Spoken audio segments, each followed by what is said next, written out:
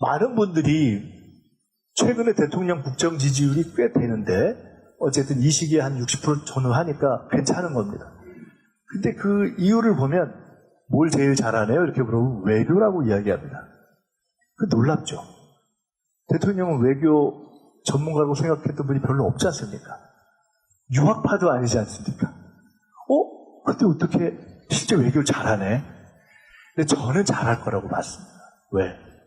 대표 시절에 봤거든요. 준비하는 걸. 어떻게? 국내에 있는 대사들을 매주 불러서 토론하는 걸 봤습니다. 야당 대표들이 통상 그렇게 잘 안 합니다. 뭐 잘하면 미국 대사, 중국 대사, 일본 대사 정도 만나는데 나머지 대사들을 쭉 만나서 제가 그때 준비하는구나 이렇게 생각했어요. 그 준비들이 드러나고 있는 겁니다. 프로페셔널한 외교관들이 다 제가 이번에 벤스 부통령을 만났는데 정상급 회담에서만 해결될 수 있는 것들이 있다. 그거는 사전에 실무자들이 아무리 협의해서 되지 않는 그 오픈된 주제, 오픈된 공간에서 정상들의 케미와 순발력으로만 해결될 수 있는 공간이 있는데 그 장에서의 대통령의 외교력이 너무 탁월하다고 다 이야기를 하거든요. 어쨌든 그것이 우리로서는 감사한 일이고 이 어려운 시기 6개월에 제일 어려운 난제들 사실 미국, 중국, 일본 제일 까다로운 파트너들과의 문제를 기본은 풀어낸 거 아닙니까? 저는 그렇게 됐다고 봅니다. 자, 다시 좀 정리를 해보겠습니다. 정치는 어떻게 바뀌었느냐, 앞으로 어떤 방향으로 갈 것이냐 이렇게 바뀌어버렸죠. 그냥 대통령이 국민에게 드리고 싶은 메시지가 있으면 직접 발신합니다. 국민들이 다 봅니다. 지금 대통령 관여된 모든 회의를 오픈합니다. 국무회의뿐만 아니라 수석 보좌관 회의까지 다 오픈합니다. 현재 KTV의 캐파가 아직 한계가 있어서 그렇지만 정부의 대부분 회의도 다 오픈할 겁니다. 제가 모든 부처에 지시했습니다. 중요한 이슈를 다루는 회의부터 오픈해가라. 첫째 이렇게 갈 것입니다.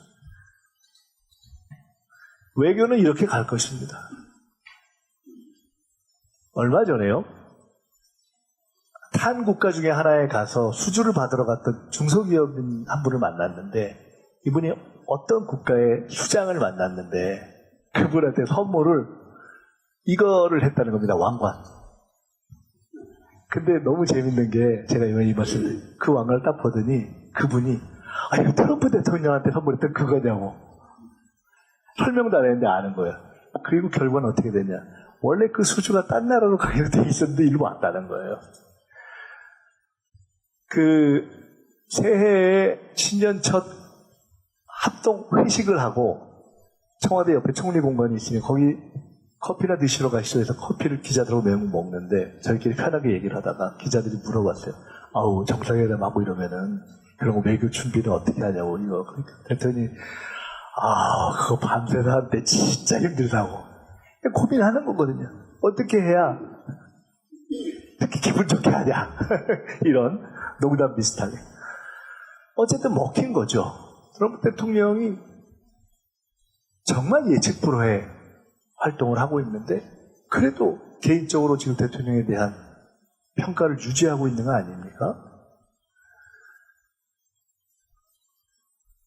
관세 협상 때문에 그 벤스 부통령을 제가 얼마 전에 만나서 한 라인을 개설하고 서로 이렇게 해서 이제는 편히 그냥 이름으로 부르자 이렇게 할 정도까지 계속 이렇게 활동을 하고 있는데 그 바로 다음날 관세 지금 한 10% 올린다 얘기가 나오니까 외교가 실패했다. 미안한 얘기지만 한국 외교가 실패한 게 아니고요. 미국 정부가 대부분 몰랐습니다. 그러니까 미국 정부가 실패한 거라고 할 수는 없는 거 아닙니까? 트럼프 대통령의 특성인 거죠. 근데 어쨌든 그런 존중을 받는 거죠. 미국 기분 좋게 하지만 우리 국민들이 볼 때 자존심 상하지 않게 한 거 아닙니까? 제가 시진핑 주석 APEC 끝나는 날 정상만찬들 쭉 해서 마지막에 정상만찬장 들어가기 전에 영접하는 일을 맡았습니다. 쭉쭉쭉 떠서 마지막에 시진핑 주석 들어왔거든요. 분위기가 달라지더라고요. 정상들이 서서 차 마시다가 시진핑 주석 들어오니까 그래서 악수 한 번 더 하려고. 그게 나라의 힘 아니에요. 그런 포스가 있는 거 아니에요. 근데 시진핑 주석하고 세계 최초로 셀카도 찍고 그 셀카 하나를 6억? 하루에 6억 받다는 거 아닙니까? 어쨌든 그걸 만들어낸 거 아니겠습니까? 존중하는 분위기를 만들어낸 것이죠. 타카이치 총리 만만치 않다고 저희가 예상했지 않습니까? 하지만 적어도 한국과 더 갈등 관계로 가면 안 된다는 정도는 신경 쓰고 있다 하는 모습이 만들어진 거 아닙니까? 제가 비교적 미국에서도 공부해보고 중국에서도 공부해보고 일본에도 친구들이 있는 편입니다. 제가 총리로 임명받은 날, 임명장 받기 직전에, 임명장 받자마자 티타임 할 때였구나. 일본에 있는 친구한테 전화가 왔어요. 옛날에 그 고노 전 외상, 고노 요헤이 외상이라고 우리 그 위안부 문제 사고했대. 그 아들 고노타로, 거기도 외상이었습니다. 외무장관을 대대로 했습니다. 전화가 와서 저한테 딱 총리 임명장. 아니, 대통령이, 이재명 대통령이 일본하고 관계를 긍정적으로 풀어가겠다고 했는데, 진짜냐? 이걸 물어보더라고요. 내가, 맞다. 우리는 역사적 원칙성은 지킨다. 너네가 잘못한 건 잘못하고 얘기해야지. 하지만 외교적 연속성도 지킨다. 친한 정부에서 한 거 어떻게 다 무화시키겠니? 그런 균형 감각을 가지고 하겠다. 대통령님도 그렇고 저도 그렇고 한일 관계가 엄청나게 중요하다고. 이 변화하는 질서 속에서 한일의 경제적인 협력이 중요하다고 봅니다. 잘 협력해서 그리고 미국과의 관계를 잘 해서 이 파고를 헤쳐가는 그 지혜를 만드는 것이 중요하다고 보고 있습니다. 그렇게 하고 있습니다. 투명하게 할 것입니다. 에이펙 논의 과정에서요. 대통령과 정부 관계자들이 대기업 CEO들을 많이 만났습니다. 근데 많이 만나는데 달라진 게 있습니다. 10년 전 같은, 20년 전 같은 대통령이나 비서실장이나 저나 대기업 CEO들을 만났다. 그놈들이 뒷방에서 뭔 짓을 하나 이런 거 아니겠어요?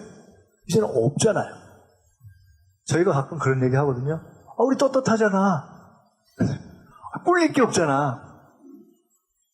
그렇기 때문에 투명하고 당당하게 하는 시대로 바뀐 겁니다. 제가 미국서 공부를 할 때 기업과 정부의 관계라는 수업을 들었던 적이 있었는데 한 20년 됐습니다. 그걸 왜 하는지 몰랐습니다. 요새는 선진국이 된다는 것은 정부와 기업의 관계가 투명한 거구나. 그걸 어떻게 만들어가느냐가 제일 중요한 문제구나 하는 걸 요새 그런 생각이 들더라고요.